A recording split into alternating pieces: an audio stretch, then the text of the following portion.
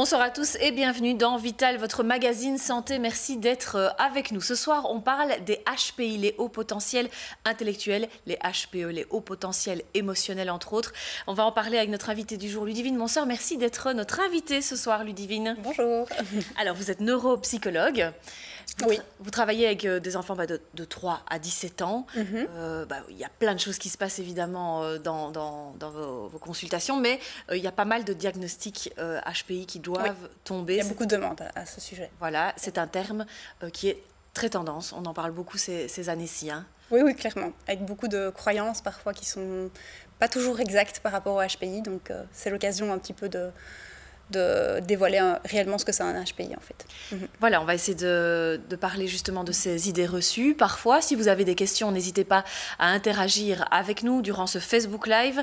Envoyez-nous vos questions sous le post et on les transmettra évidemment à Ludivine. Merci donc de participer à cette émission aussi. Alors Ludivine, comment est-ce qu'on définit tout d'abord les HPI, hauts potentiels intellectuels ? S'il faut les définir, qu'est-ce qu'on peut dire? Donc voilà, HPI, donc ça veut bien dire haut potentiel intellectuel. Donc il s'agit en fait d'individus qui se caractérisent par une intelligence qui est plus développée que la norme de leur âge. Donc on compare leur intelligence par rapport à leur groupe d'âge et on voit qu'ils s'écartent significativement de cette moyenne. Et généralement, donc, ce sont des personnes qui présentent une zone ou plusieurs zones de haute potentialité et qui se caractérisent par certaines facilités au niveau des apprentissages. Alors c'est un terme qu'on entend de plus en plus actuellement, mais il existe finalement depuis toujours. Et avant, est-ce que c'est pas simplement les gens qu'on appelait surdoués? Si, tout à fait. Donc c'est un terme en effet qui existe. Enfin, c'est une notion qui existe depuis la nuit des temps. Déjà en l'Antiquité, on parlait en fait des personnes qui étaient surdouées, plus intelligentes que leur groupe d'âge. Donc maintenant, on a défini ce terme par le HPI, donc haut potentiel intellectuel. Mais c'est un terme c'est une notion qui existe depuis très longtemps. Alors comment est-ce qu'on le définit justement, le HPI? Il y a des tests, ils sont assez précis. Est-ce que ce sont des tests de QI? Est-ce que ce sont d'autres tests? Alors donc dans la démarche diagnostique, maintenant on va plutôt même parler d'identification en fait du HPI, étant donné que le haut potentiel intellectuel n'est pas du tout une maladie en fait. Donc c'est un fonctionnement atypique de la personne. D'ailleurs on voit au niveau du cerveau qu'il y a vraiment une vitesse de transmission d'informations qui est plus importante, une maturité du cerveau qui est plus rapide, qui explique d'ailleurs le fait qu'on apprenne à parler, le langage plus rapidement, l'écriture, le calcul, etc. Et donc, ce n'est absolument pas une maladie et donc qui n'est pas répertoriée dans le DSM-5 d'ailleurs, qui est un peu la Bible au niveau de la santé mentale, qui répertorie tous les troubles.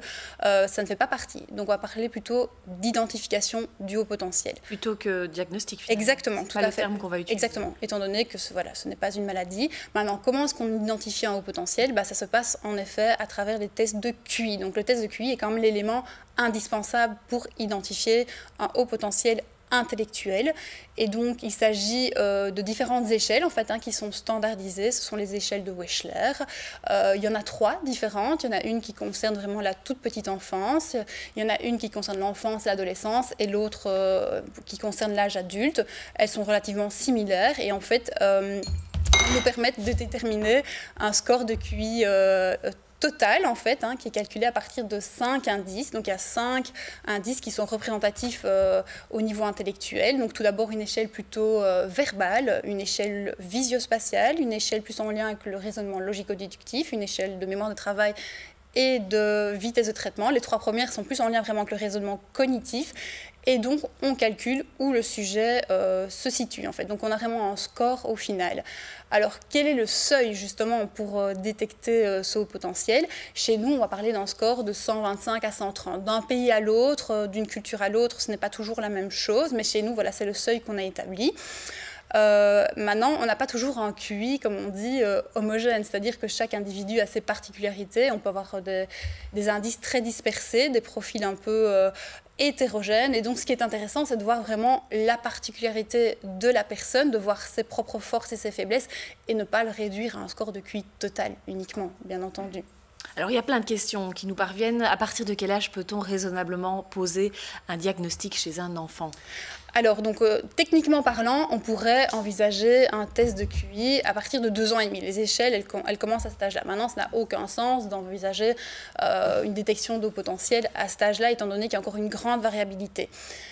Idéalement, on dit d'attendre plutôt 6-7 ans, et là, ça s'est relativement stabilisé en fait. Donc, on aura un diagnostic, enfin une identification beaucoup plus fiable. Avant, l'environnement a quand même un impact assez important, et donc on n'a pas toujours un score fiable.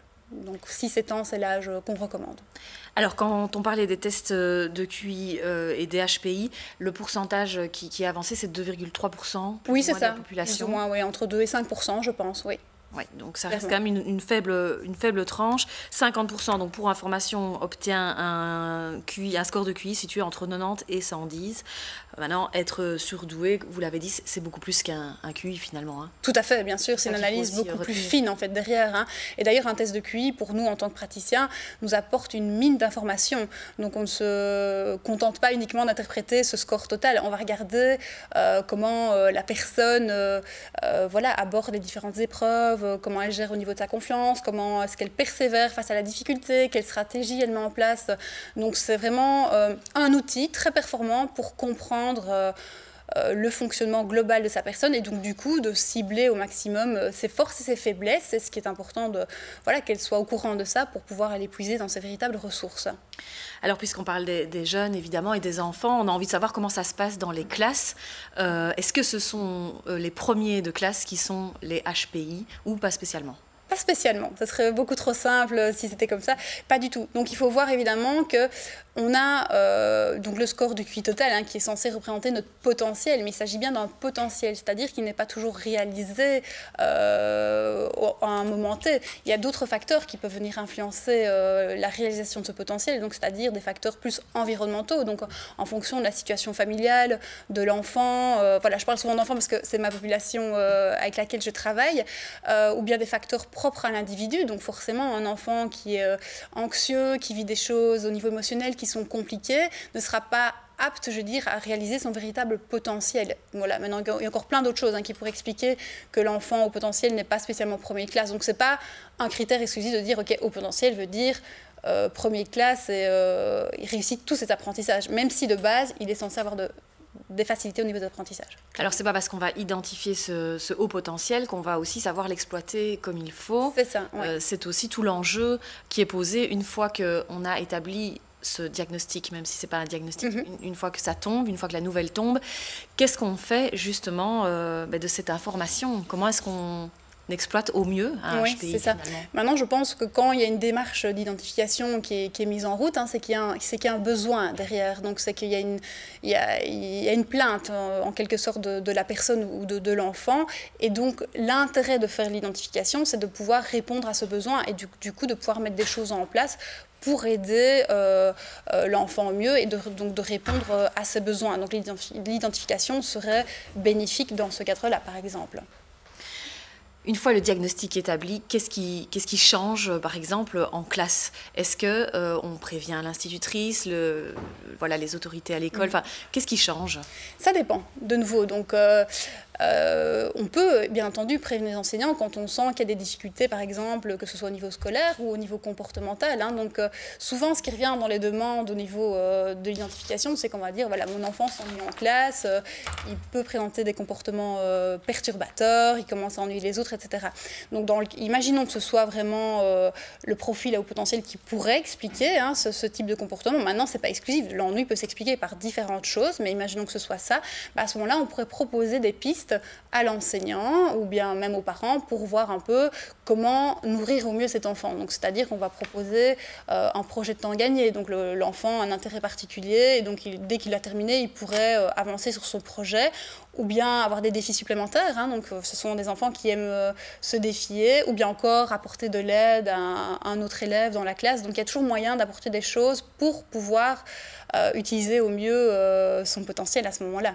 Et du coup, amoindrir les comportements qui pourraient être indésirables. Donc, ce serait dommage quand même de passer à côté d'une identification HPI toute sa vie et de s'en rendre compte tard. Oui, sauf si on fonctionne bien, parce que je pense qu'il y a de nombreuses personnes certainement qui sont HPI et qui ne sont pas diagnostiquées, qui ne sont pas identifiées. Donc c'est vraiment seulement maintenant qu'on commence à s'y intéresser davantage.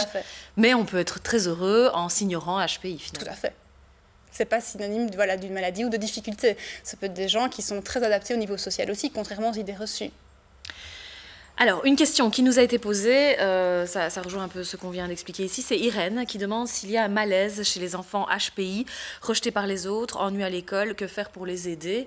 Ben voilà, déjà poser ce diagnostic et essayer de s'y adapter. C'est ça. Donc je pense que l'important c'est d'aller, voilà, quand il y a un besoin, quand il y a une souffrance, quand il y a une plainte, voilà, comme ce type de difficulté, je pense qu'il ne faut pas hésiter à aller voir, voilà, un professionnel pour faire part de toutes les inquiétudes par rapport à ça. Le professionnel devra faire une anamnèse complète. Voilà, c'est pas sur base juste de quelques données qu'on va faire un test de QI. Donc c'est important de retracer toute l'histoire de l'individu, de voir un peu dans quel type d'environnement il présente ses difficultés. Est-ce que c'est à la maison? Est-ce que c'est à l'école? Est-ce que c'est dans des activités extrascolaires? Est-ce que c'est partout? Et donc vraiment de cibler au mieux ses difficultés. Et donc du coup, en fonction, proposer l'outil si nécessaire en fait. Hein. Une autre question, quel test est proposé pour définir si on est HPI ou HPE? Est-ce qu'on sait d'ailleurs, oui, faire la différence entre le HPI et le HPE? Donc le HPI, comme on disait, c'est le haut potentiel intellectuel, contrairement au HPE qui est le haut potentiel émotionnel. Donc au niveau du HPI, ça je l'ai expliqué un petit peu tout à l'heure, donc c'est vraiment les tests de QI, qu'on appelle les échelles de Wechsler, qui nous permettent de déterminer ce score de QI. Au niveau du haut potentiel émotionnel, ça c'est un concept un peu plus récent par rapport au HPI, donc il y a beaucoup de recherches par rapport à ça. Et au niveau des tests, on n'a pas des tests standardisés comme un test de QI, vraiment qui nous donnent une valeur quantitative en fait. Donc ce sont des échelles, mais ce qui est important de savoir, c'est d'aller trouver vraiment un professionnel évidemment pour s'aider au niveau de l'identification. On ne s'identifie pas HPE ou HPI sur base juste de critères qu'on pourrait retrouver. Voilà, ce sont quand même des échelles à passer. Et voilà. Pas non plus les tests qui circulent sur Internet. Non. Ils ne sont pas scientifiquement valables. Exactement, il n'y a aucune validité scientifique derrière, donc c'est important d'aller chez un professionnel qui maîtrise les outils, avec des outils qui sont validés en fait, c'est très important. Donc, parce qu'il y a de nouveau beaucoup de fausses croyances par rapport à ça, donc on se dit un peu hypersensible, donc on est HP. Non, c'est bien plus complexe que ça, bien entendu. Par rapport au HPE, une question qui était posée, c'est est-ce que le fait de ressentir tout puissance 1000, bruit, lumière, énergie, est considéré comme des critères HPE? Non, ça peut être une caractéristique qui est présente chez les personnes qui ont l'intelligence plus développée. Maintenant, ce n'est pas systématique de nouveau. Donc, c'est important de se faire accompagner dans un diagnostic par rapport à ça, d'exposer. Il n'y a pas de liste comme ça, exhaustive, qui reprendrait toutes les caractéristiques. C'est bien plus complexe que ça. Et donc, ça doit se passer à travers des professionnels et des tests, en fait. Tout à fait. Exactement. Une question qui a été posée par rapport aux enfants. Un enfant HPI est-il vraiment ingérable ou l'éducation joue aussi sur son comportement? Bien entendu que l'éducation joue aussi sur son comportement. Non, et c'est pas parce qu'on a un HPI qu'on est ingérable, absolument pas. Un enfant c'est une idée reçue qui circule, que les HPI sont plus compliqués à gérer, à encadrer? Tout à fait. Maintenant, je ne dis pas bien sûr, ça peut être plus compliqué, mais ce n'est pas... Je veux dire, le cadre et les limites sont primordiales, comme chez tous les enfants, en fait. Donc, c'est pas pour ça que... HPI ou autres. HPI ou autres, c'est ça. Donc, on a besoin de cadre, de limites. Doit rester le même. Tout à fait. Au final. Exactement. Le principe d'éducation doit rester le même. Parfois, on doit l'adapter un petit peu différemment. Donc, c'est vrai que si on a un enfant qui a un verbal assez développé, etc., peut-être que du coup, on va procéder un petit peu de manière différente, en prenant en compte sa force, bien entendu. Mais la base, c'est quand même de tenir des limites et un cadre, en fait, comme tout enfant.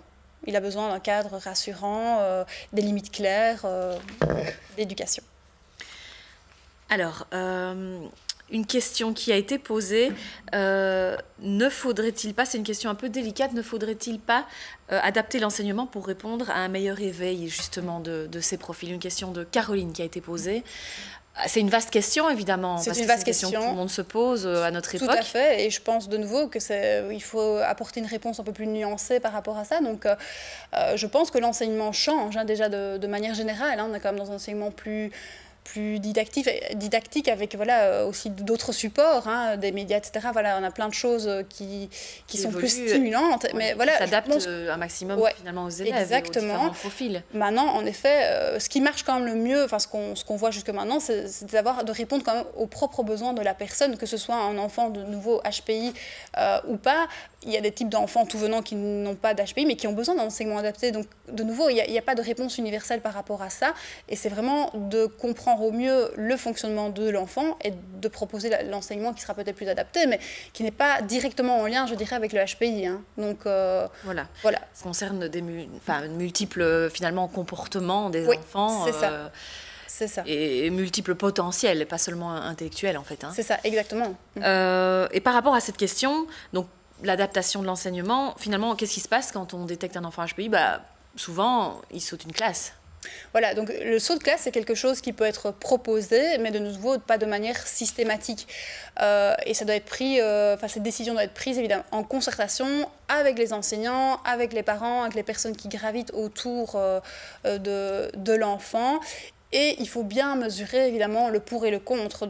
C'est-à-dire, il faut mettre un peu tout ce qui pourrait influencer dans un système de balance et voir un petit peu ce qu'on va mettre en priorité. Donc il faut prendre en compte évidemment sa maturité vis-à-vis des autres. Imaginons qu'il est tout petit, qu'il se retrouve dans une classe où ils sont tous plus grands, comment est-ce qu'il va le vivre, etc. Ça, ce ne sera pas spécialement positif. C'est ça, donc il faut vraiment voir un petit peu quels sont les coûts et les bénéfices en fait de cette décision. Et donc le saut de classe peut être une solution dans certains cas, mais n'est pas la solution universelle.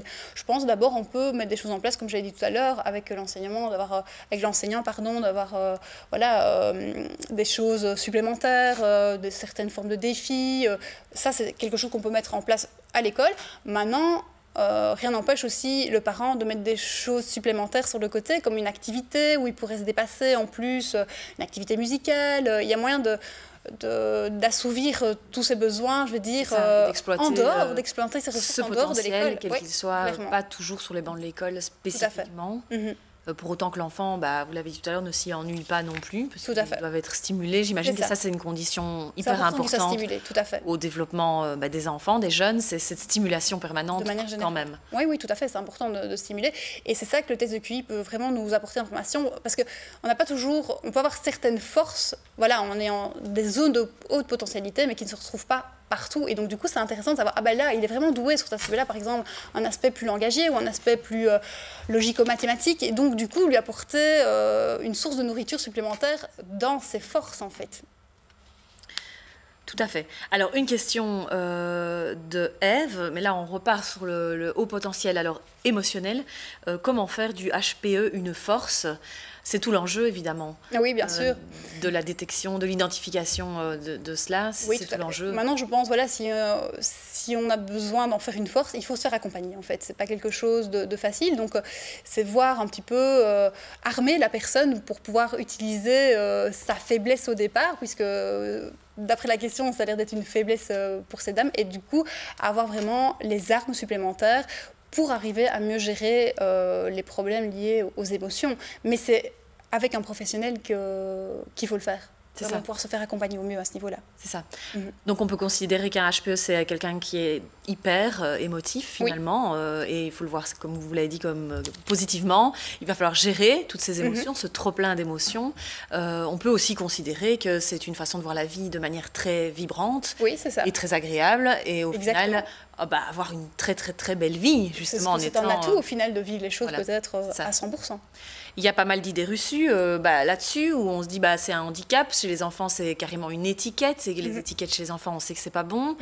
Donc, il y a une crainte, au final, quand même. Vous confirmez, puisque oui, il y a une crainte, mais justement, il y a beaucoup de fausses croyances par rapport à ça. Donc, ici, je vais plutôt revenir sur le HPI, puisque c'est plutôt mon domaine à moi au départ. Et donc, on va se dire, une personne qui est HPI aura des problèmes de comportement, aura des problèmes d'intégration au niveau relationnel. Oui, ça peut arriver, mais comme personne tout venante, en fait. Donc, pas plus ou pas moins. Pas plus ou pas moins, exactement. Ok. Alors, une question assez précise. Quelle est la différence entre HP et Asperger? Pourquoi les filles-femmes sont-elles diagnostiquées plus tard que les hommes ou les garçons? Alors, l'HP et Asperger, en fait, donc là, c'est deux choses en effet qui sont différentes, même s'il y a des similarités. Donc, au niveau de l'Asperger, c'est vraiment... D'ailleurs, on n'utilise plus ce terme, en fait. Asperger, maintenant, on parle de TSA, donc c'est les troubles du spectre autistique, donc c'est une forme d'autisme. Donc, on est plutôt avec une dénomination plus large. Généralement, ce sont des personnes qui ont un bon niveau intellectuel, voire très bon niveau intellectuel, mais avec des caractéristiques évidemment propres au TSA. Donc, c'est-à-dire qu'ils vont avoir des particularités sur leur mode de communication, sur, au niveau relationnel, etc. Donc, et d'où l'importance, de nouveau, de faire un diagnostic bien précis, différentiel, de se dire, parce qu'il y a beaucoup de similarités entre les différents... Voilà, on peut suspecter un HPI, faire ces tests et se dire, en fait, c'est autre chose, qui nécessite un autre encadrement. Exactement. Et en faisant les tests, on s'en rend compte, sinon on passe à côté. Oui, c'est ça.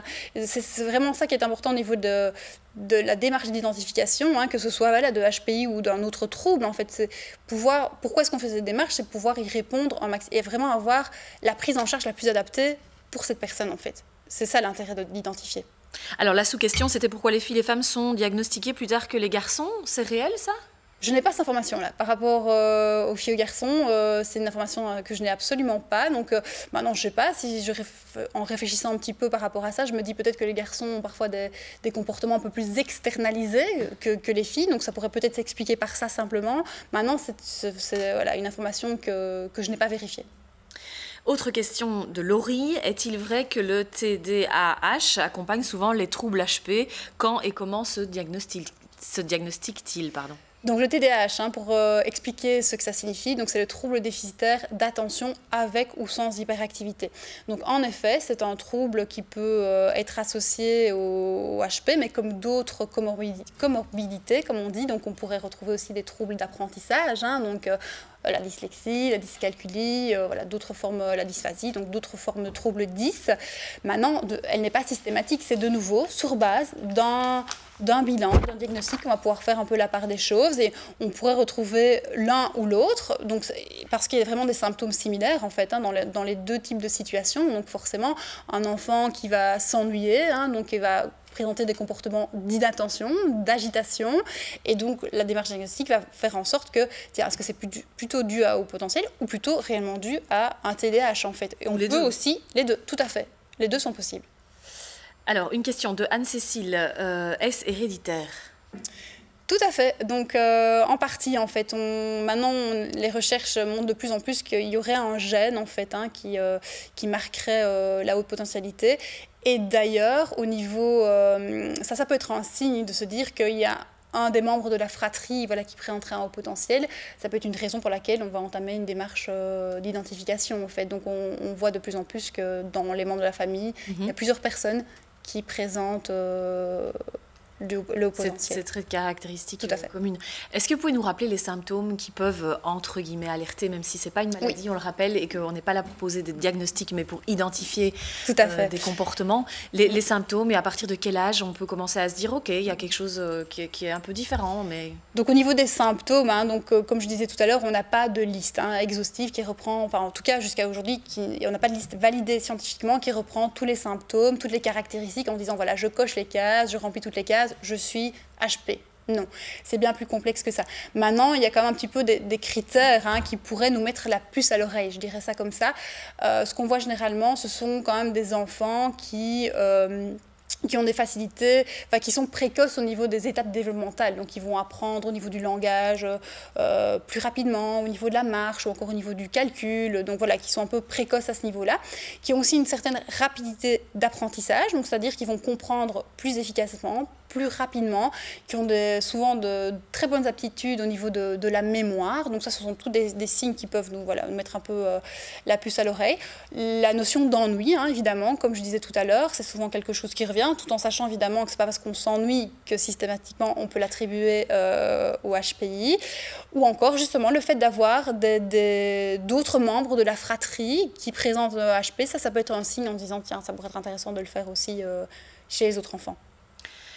Très bien. Alors, une question qui n'a pas grand-chose à voir, mais on ne sait jamais. Je la pose quand même. Vinciane qui demande si les écrans nuisent finalement avec cet excès de stimulation.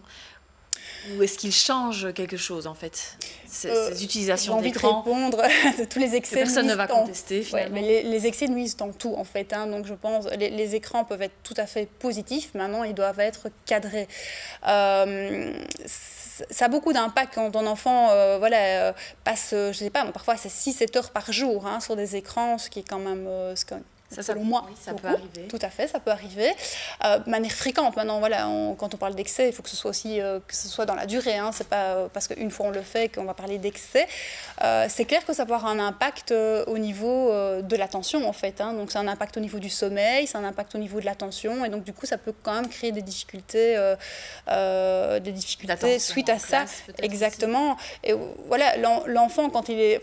Maintenant, il y a écran, jeux vidéo, c'est deux choses aussi qui sont un peu différentes. Hein, donc je parlerais plutôt dans les jeux vidéo, c'est souvent ça qui revient dans l'adolescence. L'enfant, généralement, il reste passif en fait, face à une tonne d'informations qui lui viennent et donc il n'a qu'à réagir, à être réactif, et donc il n'a pas cette notion d'effort à apprendre. Et donc du coup, il y a un décalage souvent très important entre le fait d'être habitué à avoir des informations qui arrivent comme ça sans devoir se mettre dans un projet d'attention, et quand on se retrouve en classe, on doit se mettre dans un projet d'attention, on a des difficultés. Donc c'est clair que les écrans, ils sont positifs, mais il faut les limiter malgré tout. Alors, une autre question assez précise, je ne sais pas si vous saurez y répondre. Anne-Cécile demande, avez-vous des outils, organismes qui pourraient aller rencontrer ou éduquer les instituteurs, les sensibiliser à cette problématique? Donc ça revient à la question de l'enseignement, qui est, on imagine, le milieu enseignant est déjà fort sensible à ça, et on est en train, j'imagine, d'y travailler. Oui, tout à fait. Je pense qu'au niveau des programmes, etc., il y a quand même pas mal de choses qui changent au niveau de l'enseignement, même si je ne connais pas tous les programmes. Maintenant, il y a des structures autour des enseignants qui peuvent être sollicités en cas de besoin. Voilà, je pense aux PMS, aux pôles territoriaux, maintenant qui sont mis en place. Voilà, ce sont toutes des équipes pluridisciplinaires qui sont là, au service des enseignants pour les enfants à besoins spécifiques. Donc, il ne faut pas hésiter à se tourner vers eux pour demander conseil. Alors, on va arriver à la fin de cette émission. Merci à tous, en tout cas, d'y avoir participé. Merci pour vos interactions et vos messages. Ludivine, quel serait le mot de la fin, finalement? Qu'est-ce qu'on doit retenir à propos de ces hauts potentiels intellectuels, surdoués, comme on disait à l'époque? C'est qu'on peut vivre heureux, comme ça, évidemment. Tout à fait. Il y a moyen de transformer ça en une force, pas forcément une étiquette qui va coller à la peau et qui va nuire, qui va être synonyme de rejet. Oui. C'est pas spécialement ça. Pas du tout. Donc je crois que c'est important de travailler sur les croyances qui sont autour du haut potentiel. Voilà, c'est se dire qu'on peut vivre heureux, que c'est pas parce qu'on présente certains symptômes qu'on l'est. Et donc par contre, il faut pas hésiter à aller trouver des personnes. Voilà, si on est en questionnement, il faut répondre à ce questionnement. Il y a des personnes qui sont là pour ça et pour pouvoir aider la personne à se développer au mieux au final. Donc et pouvoir l'aider à pousser dans ses ressources. Donc finalement, pour avancer, c'est important d'avoir la bonne information et de pas se tromper et de croire que. Exactement. Une fois qu'on a la bonne information, on a peut-être plus facile d'avancer, de se justifier auprès d'une classe sur un comportement ou l'autre. Exactement. Ça peut beaucoup aider, évidemment. Hein. Oui, vraiment, et pouvoir mettre la prise en charge la plus adaptée en fonction de ce qu'on met en avant. Et bien voilà, c'est ce qu'on va retenir de cette émission. Merci Ludivine. En tout cas, ce sera le mot de la fin. Merci d'avoir joué le jeu des questions-réponses avec nous. Avec plaisir. Et merci à vous de nous avoir suivis dans Vital. On se retrouve dans 15 jours pour une nouvelle émission. Très belle soirée à tous et prenez évidemment soin de vous.